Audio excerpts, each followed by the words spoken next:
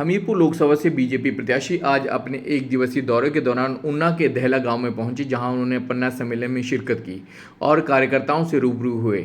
इस अवसर पर अनुराग ठाकुर के साथ श्रीकांत शर्मा, पूर्व कैबिनेट मंत्री व हमीरपुर लोकसभा क्षेत्र चुनाव प्रभारी विक्रम ठाकुर, ऊना सदर के विधायक व पूर्व प्रदेश अध्यक्ष सतपाल सिंह सत्ती समेत अन्य लोग भी उपस्थित रहे।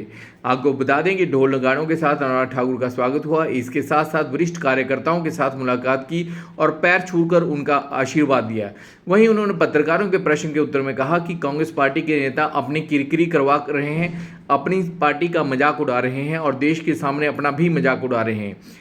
उन्होंने कहा कि कांग्रेस पार्टी बिल्कुल भी संवेदनशील पार्टी नहीं है। कभी सर्जिकल स्ट्राइक और कभी एयर स्ट्राइक पर सवाल खड़े करती है, कभी ढोकलाम में जब हमारे जवानों ने मुंह तोड़ जवाब दिया उस पर भी प्रश्न खड़े करती है और कसाब जैसे लोगों को पकड़ने के बावजूद भी पाकिस्तान के ऊपर कार्रवाई नहीं करती। बेकार की बयानबाजी करके यह दर्शाते हैं कि वे तुष्टीकरण की राजनीति और वोट पाने के लिए किसी भी हद तक गिर सकते हैं। सच्चाई यह है कि कांग्रेस पार्टी पहले ही चुनाव में हार मान चुकी है, इसलिए कभी ईवीएम पर, कभी इलेक्शन कमीशन पर और कभी किसी पर भी ठिकरा फोड़ने के लिए काम करती है।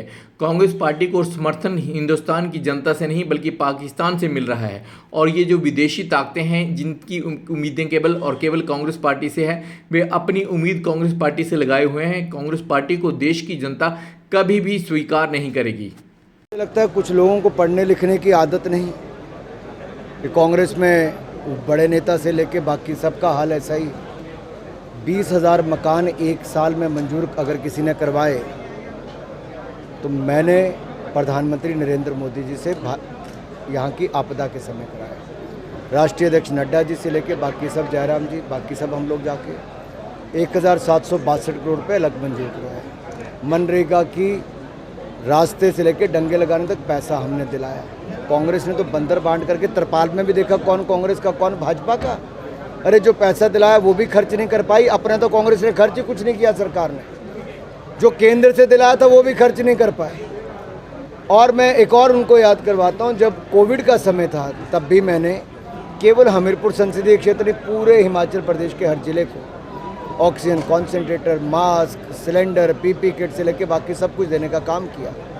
हम आपदा में राजनीति नहीं करते, हम आपदा में मदद करते हैं और कांग्रेस के लोग नीचे गिरते हैं और जैसे गिरते हैं लोग अब उनको और गिराएंगे। Thank you.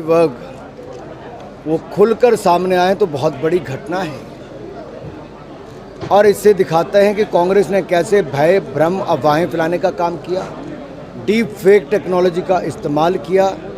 आज कांग्रेस को अपनी हार दिख रही है तो डीप फेक का इस्तेमाल कर रही है, वो अफवाहें फैलाने का काम कर रही है, मोदी जी को बदनाम करने का काम कर रही है।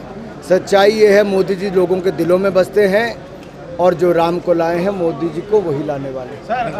सच्चाई ये है कि कांग्रेस पार्टी चुनाव पहले ही हार मान चुकी है और अब कभी ईवीएम पर, कभी इलेक्शन कमीशन पर तो कभी किसी और पर ठीकरा फोड़ने की काम कर रही है। कांग्रेस को समर्थन हिंदुस्तान के अंदर नहीं पाकिस्तान से मिल रहा है और ये विदेशी ताकतें जिनकी उम्मीदें कांग्रेस से हैं वो उम्मीदें कांग्रेस से लगाए बैठे रहें।